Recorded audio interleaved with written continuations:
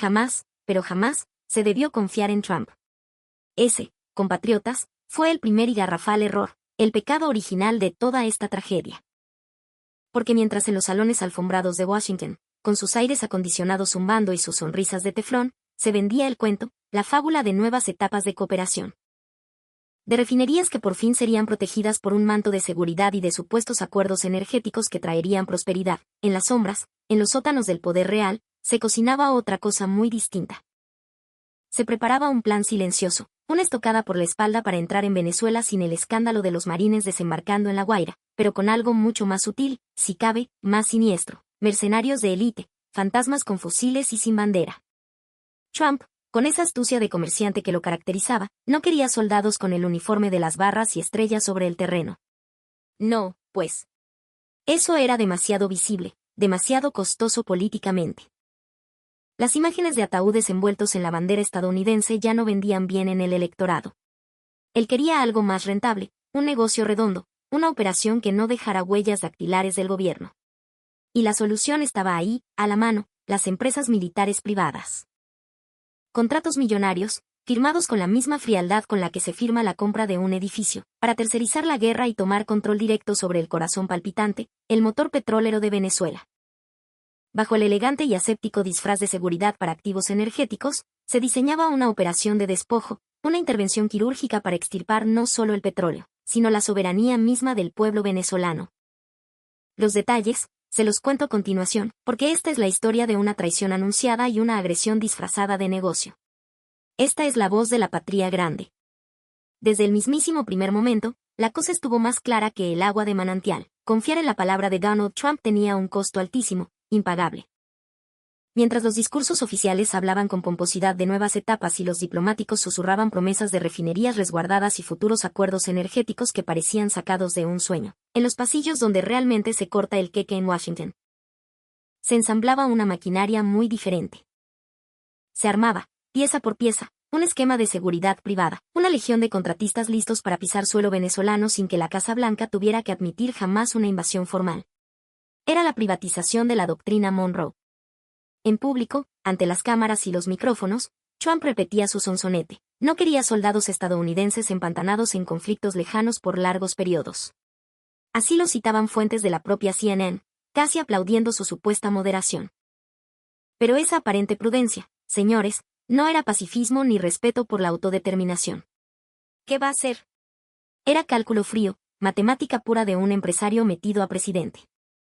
La jugada era magistral en su cinismo, sustituir los uniformes oficiales por los chalecos tácticos sin insignia de los contratistas, cambiar a los marines, que responden a una cadena de mando y a un código de honor, por mercenarios, cuyo único dios es el dinero que se les deposita en una cuenta offshore. Era, en esencia, convertir la agresión militar en un servicio tercerizado, una operación de outsourcing bélico, todo bajo la fachada impecable de la protección energética. La misma CNN, en una revelación que sacudió el tablero, destapó que la administración Trump exploraba activamente recurrir a estas compañías militares privadas para custodiar las instalaciones petroleras y energéticas en Venezuela, en lugar de desplegar tropas regulares. Fíjense bien en el lenguaje, en la perversión de las palabras. No se trataba de cooperación, ni mucho menos de seguridad compartida entre naciones soberanas. Mentira. Se trataba de clavar las garras en el corazón económico del país, de controlar su petróleo, su matriz energética y, por la fuerza de los hechos, su soberanía. Porque quien controla la energía de una nación, controla su destino.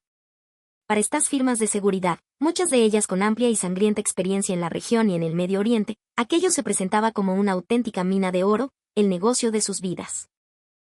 El propio canal de noticias hablaba, sin pelos en la lengua, de una oportunidad significativa para las empresas con los contactos adecuados, con buenos vínculos en los pasillos de Washington. Claro, pues. Era el negocio perfecto, contratos jugosos pagados con dinero público, geopolítica encubierta y, como broche de oro, la bandera estadounidense entrando por la puerta trasera de los pozos petroleros venezolanos, sin que el Congreso tuviera que declarar guerra alguna. Una maravilla de la ingeniería del imperialismo moderno. Tras bambalinas, mientras el discurso oficial seguía insistiendo en la cantaleta de las sanciones y la presión diplomática, las conversaciones sobre este dispositivo de seguridad privada avanzaban a toda máquina. Se movían los hilos, se hacían las llamadas, se cuadraban las cifras. y aunque públicamente se hablaba de una etapa inicial, una de las fuentes consultadas por la prensa reconocía, con una honestidad brutal, que varias de estas compañías ya estaban maniobrando, moviendo sus fichas como tiburones que huelen sangre, para asegurarse un pedazo de la torta. Aquí no había diálogo, ni respeto por el derecho internacional.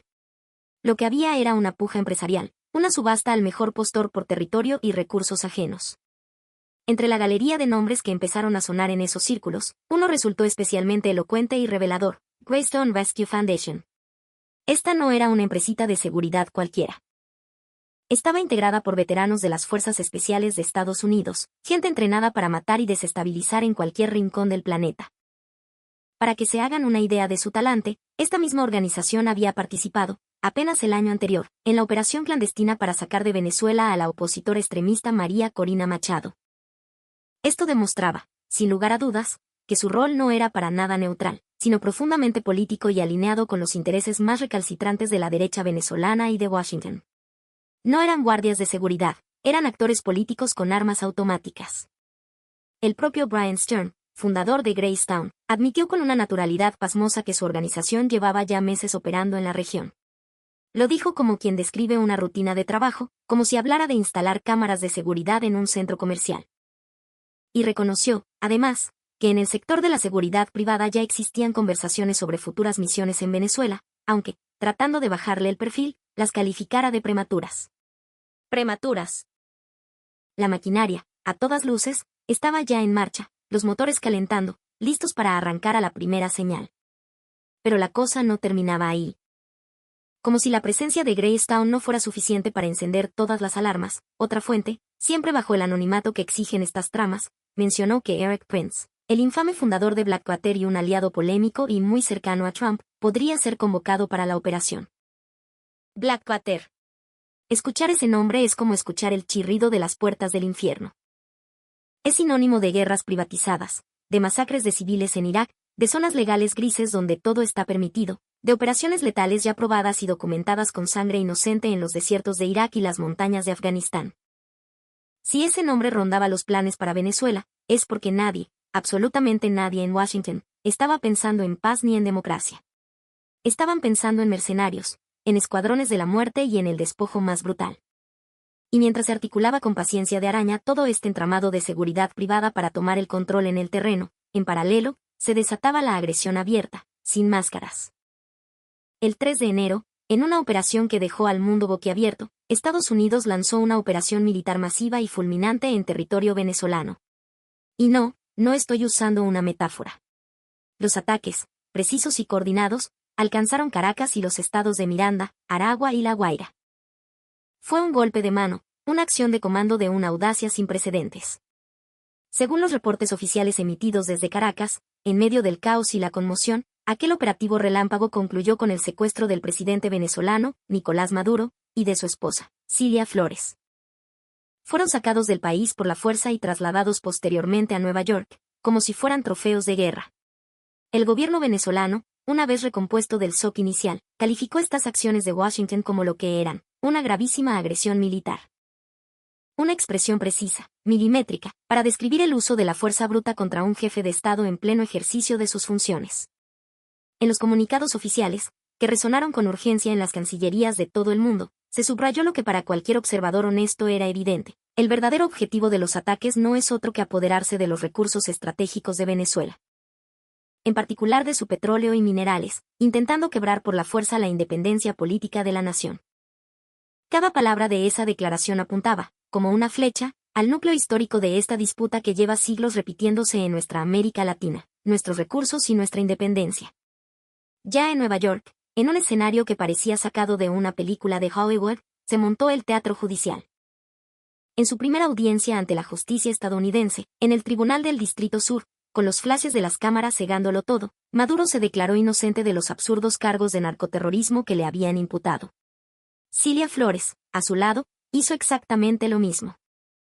El mensaje político de aquella escena era de una claridad meridiana: se presentaba a un presidente legítimo como un delincuente común para justificar lo que de otro modo sería injustificable, una agresión imperialista pura y dura. Pero dentro de Venezuela, la institucionalidad demostró una resiliencia admirable. El país no se paralizó, no se desmoronó. La vicepresidenta, Delcy Rodríguez, en un acto de entereza y lealtad constitucional, juró como presidenta encargada del país suramericano. Desde el Palacio de Miraflores se aseguró la continuidad del Estado, la gobernabilidad, mientras el mandatario era mantenido lejos de su territorio, encerrado en un centro de detención estadounidense, en un escenario que nos recuerda, con un escalofrío, las viejas y sucias prácticas de cambio de régimen que Estados Unidos ha aplicado una y otra vez en nuestro continente. La respuesta internacional, por suerte, no se hizo esperar. Llegó rápidamente y con contundencia. Diversos países del mundo, entre ellos gigantes como Rusia y China, alzaron su voz para exigir la liberación inmediata de Maduro y de su esposa. La Cancillería rusa, en un comunicado durísimo, insistió en que a Venezuela se le debe garantizar el derecho a decidir su propio destino sin ninguna intervención externa, defendiendo de forma explícita y sin ambajes su soberanía frente a la brutal presión estadounidense. En el frente económico, y de forma perfectamente paralela y sincronizada con el secuestro del presidente, Washington intensificó el cerco, la asfixia, sobre el petróleo venezolano. La guerra era total en todos los frentes. El Comando Sur, el brazo militar del Pentágono para nuestra región, informó con orgullo marcial sobre la incautación sin incidentes de un buque petrolero vinculado a Venezuela. El caso del buque Verónica evidenció, como una radiografía, la manera en que la agresión militar y el estrangulamiento económico avanzaban de la mano, en perfecta y letal sincronía. El Verónica es el último buque cisterna que opera desafiando la cuarentena establecida por el presidente Donald Trump para los buques sancionados en el Caribe, lo que demuestra una vez más la eficacia de la Operación Lanza del Sur. Así, con esa frialdad técnica, lo señaló el organismo militar. Con esas palabras se remarcó, se oficializó, la militarización directa del comercio energético venezolano. Ya no eran solo sanciones económicas, era un bloqueo naval de facto. Y créanme, detrás de la operación contra ese buque no había una simple patrulla costera. Había una compleja y poderosa arquitectura institucional. El Departamento de Guerra actuó en coordinación milimétrica con la Guardia Costera de Estados Unidos y con los Departamentos de Seguridad Nacional y de Justicia. 3 estructuras de poder inmensas, articuladas con un solo propósito: interceptar un buque venezolano en aguas internacionales. ¿Qué tal, Concha? Eso no era seguridad marítima, señores. Eso era asfixia económica planificada, un acto de piratería de Estado. El Comando Sur, para que no quedaran dudas de la seriedad del asunto, precisó que infantes de Marina y marinos de la Fuerza Operativa Conjunta Lanza del Sur zarparon desde el portaaviones USS Gerald R. Ford. Mencionar un portaaviones de última generación, una de las joyas de la corona de la Armada estadounidense, para retener a un simple petrolero venezolano, revela la escala del dispositivo militar desplegado detrás de la llamada presión energética. Es como usar un cañón para matar una mosca, una demostración de fuerza desproporcionada y matonesca. No era, para nada, un despliegue menor. Y ellos mismos se jactaban de ello. Estas operaciones cuentan con el respaldo de todo el poderío del grupo anfibio de la Armada de los Estados Unidos, incluidas las plataformas letales y siempre listas del USS Iwo Jima, el USS San Antonio y el USS Fort Lauderdale, destacó el organismo en su comunicado. Escuchen bien esas palabras: plataformas letales y siempre listas. Queda meridianamente claro que no estamos hablando de simples patrullas rutinarias para combatir el contrabando. Son barcos de guerra, descritos por sus propios dueños como instrumentos de muerte, movilizados para imponer por la fuerza una cuarentena petrolera contra Venezuela. Trump no solo sancionó, cercó el país por mar. No solo amenazó, levantó un muro naval de acero, misiles y marines para ahogar a una nación entera. En el mismo comunicado oficial, la soberbia imperial alcanzaba su clímax. Afirmaron, sin el menor pudor, el único petrolero que saldrá de Venezuela será el que se coordine de forma adecuada y legal. ¿Y quién decide qué es adecuado y legal? Ellos, por supuesto. Y añadían, el Departamento de Guerra, en coordinación con socios interinstitucionales, defenderá nuestra patria poniendo fin a las actividades ilícitas y restableciendo la seguridad en el hemisferio occidental. Visto desde Caracas, o desde Lima, o desde cualquier capital de nuestra América, el mensaje es inequívoco y brutalmente claro. Washington se arroga el derecho divino de decidir qué petróleo venezolano puede salir al mercado y bajo qué condiciones. Hablan de nuestra patria y de seguridad en el hemisferio, pero los barcos que interceptan son venezolanos, las refinerías amenazadas están en territorio venezolano y las sanciones que matan y empobrecen caen sobre el pueblo de Venezuela, no sobre el estadounidense. Es el colmo del cinismo. En síntesis, compatriotas, frente a este asedio multifacético, A esta guerra híbrida en toda regla, la respuesta venezolana ha sido valiente y precisa: llamar a las cosas por su nombre. Gravísima agresión militar, secuestro, apoderarse de los recursos estratégicos de Venezuela. No son términos que busquen exagerar o victimizarse. Son términos que buscan describir, con la crudeza necesaria, lo que sucede cuando un país, por pequeño que sea, decide no arrodillarse, no obedecer las órdenes que emanan desde Washington. Por eso, cuando hoy observamos el cuadro completo, con todas sus piezas sobre la mesa, cuando miramos desde el Palacio de Miraflores o desde la cubierta de cualquier refinería que aún resiste heroicamente las sanciones y las amenazas, la idea inicial, esa con la que empecé este análisis, retumba con más fuerza que nunca, como un eco amargo en la conciencia de nuestro continente. La confianza en Trump, esa ingenua y fatal confianza, solo sirvió para abrirle la puerta de par en par a los barcos de guerra, a los juicios amañados en tribunales extranjeros y a las hordas de mercenarios que, aún hoy, siguen al acecho, esperando nuevas órdenes, nuevos contratos. Para lanzarse sobre Venezuela. Soy Juan José del Castillo, director del canal Prensa Alternativa. Si quieren ser parte activa de esta comunidad que defiende la voz de la patria grande, los invito a suscribirse a nuestro canal. Y si es que quieren que les lleguen las notificaciones cada vez que subimos un nuevo video, no se olviden de activar la campanita. Si, además, desean apoyar nuestro periodismo independiente económicamente, pueden hacerlo a través de PayPal. El enlace lo encuentran en la descripción de este video. A nombre de todo el equipo de Prensa Alternativa, me despido con esta hermosa expresión de nuestro quechua milenario. Tupanán Chiscama. Cuya traducción es, hasta volvernos a encontrar.